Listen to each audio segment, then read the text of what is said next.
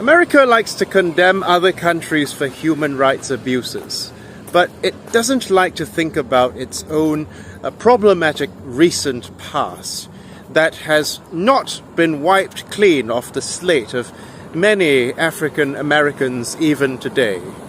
Now, you may be familiar with this boy named George Stinney. Now, George Stinney was an African American boy who lived in the Jim Crow era of America, and he was also the only 14-year-old person in America to be executed by electric chair. Now, we all know that Stinney was basically coerced into giving a confession that was indeed a false confession, because they couldn't find the murderer and they needed a scapegoat.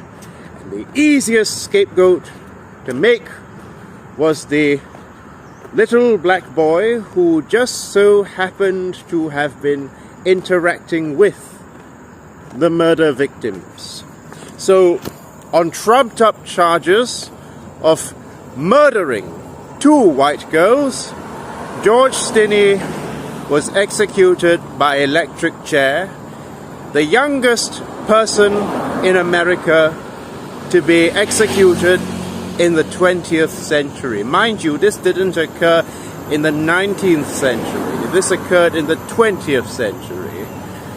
Has there ever been any white boy who was executed in America at the tender age of 14, when most of us are still bloody immature? I've had 14-year-old students before, and they're still bloody immature.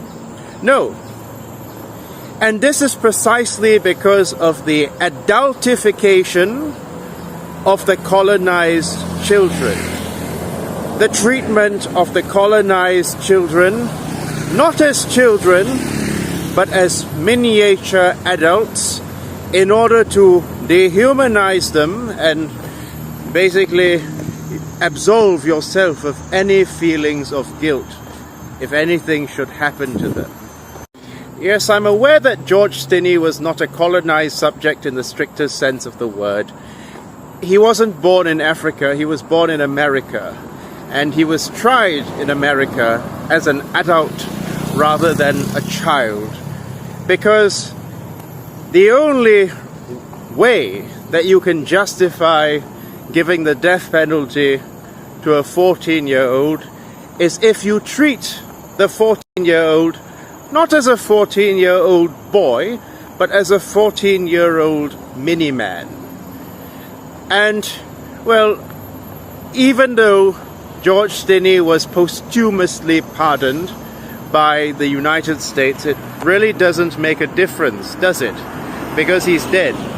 And the fact of the matter is that he might still be alive today if he had not been adultified.